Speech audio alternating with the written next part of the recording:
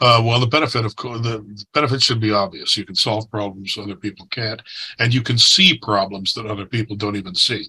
You can't solve them before you see them.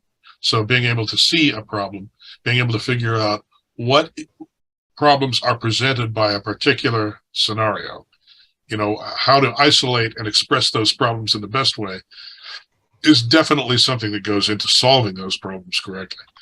If you have a high IQ, you can do that. You can do it usually quicker than most people can. So that is that is very advantageous. However, there is a downside too, and that is that you can overthink things sometimes, and it costs you a lot of time when you get into doing that. I'm sort of like that. I'll start working on something, and things branch out so quickly that now I'm writing as fast as I can. I've got 20 documents open. Each one is carrying what I'm writing about in a different direction, and you can easily get scattered that way. Okay, this is what high IQ can do. You've got to constantly keep your focus in order to use it correctly. But if you do that, then you're going to be missing out on many of the benefits that you could otherwise get. See, intelligence, there's a depth factor and there's a scope factor. Scope means the width of your perception, the width of your focus, your intellectual focus, and depth is the depth of your focus. It's almost like a camera, right? You've got wide angle lens. Now you can narrow your focus or get a wider focus, and then you can use a telephoto, or some kind of lens that will let you see things far away and close up. That's your depth dimension. And these two, there's kind of an uncertainty principle that relates to the two of them. Okay, you can't maximize them both simultaneously. All right, now that's what you get into if you have a super high IQ. It is finding the correct balance between scope and depth. And there's a cost, if you go in either direction.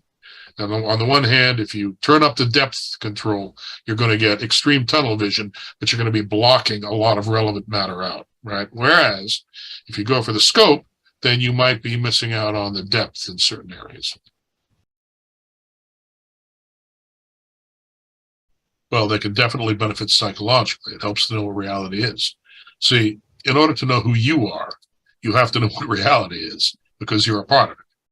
Okay, and then you have to know what the relationship is between you and reality, which is a part of reality. So knowing reality helps you know that as well.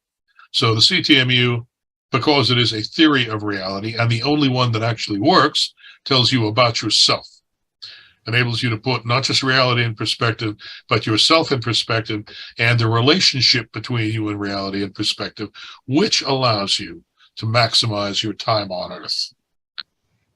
Okay, that relationship thing is very important. What should I do? How should I live my life? Well, you have to know the relationship that is being in which you are to reality in order to know how you should treat reality in order to maximize your own utility. So that's very important.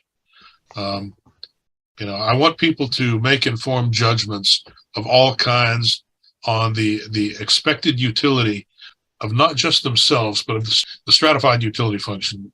Being a moral person is taking account not just of your particular individual level of utility, but of the level of utility along your entire stratified identity. Group utility, the utility of your family, the utility of your community, the utility of your nation or your race, and the utility of the human race in general, and then the utility of God Almighty. Okay, you've got to take all of those things into account. That's the stratified identity. You need to in order to understand the stratified identity and its stratified utility function, you need to have the CTMU. The CTMU is the science of these things. So that's what people can gain from the CTMU. You can quantify telesis in several ways. The strength of will, for example, when you say someone has a very strong will, well, that's how much telesis they can generate. But that's a little bit misleading because, really, if your will is too strong and you're putting your will into bad decisions, then you might as well not have any telesis at all. because you're not actualizing yourself by using it. But basically, the way you quantify telesis is through need and expected utility. In other words, if you're hungry, if you're starving to death, you've got a lot of need. You need to get food right away.